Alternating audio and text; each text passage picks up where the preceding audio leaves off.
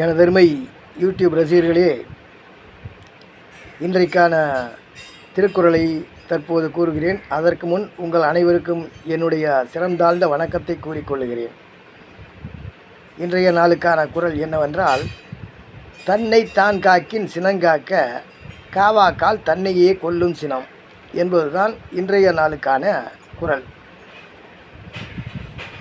இந்த குறளுக்கான விளக்கம் என்னவென்றால், ஒருவன் தன்னைத்தானே காத்து கொள்ள வேண்டும் என்று நினைத்தால் முதலில் அவனுடைய சினத்தை காக்க வேண்டும்.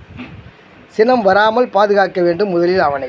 அதற்கு பிறகுதான் அவன் காப்பாற்றுவது என்பது நடக்கும்.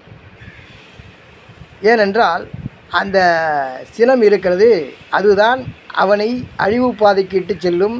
மேலும் வேண்டாத வேலைகள் அனைத்தையும் செய்ய சொல்லும்.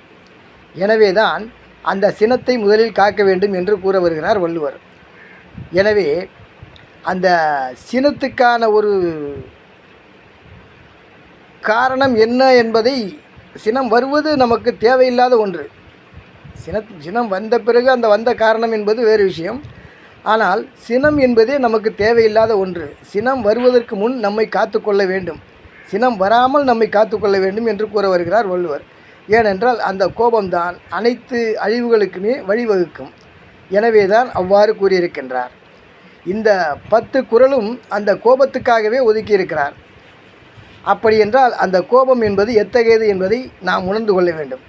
எனவே தான் அனைவரும் தன்னைத்தான் காக்கின் சினங்காக்க, தன்னைத்தான் காத்து கொள்ள வேண்டும் என்றால் சினத்தை காக்க வேண்டும் என்று கூற வருகிறார் வள்ளுவர். எனவே அவர் கூறியதை கடைபிடித்து அனைவருமே அத்தகைய சினம் இல்லாமல் வாழ்வோமாக என்று உறுதியேற்போம். வணக்கம்.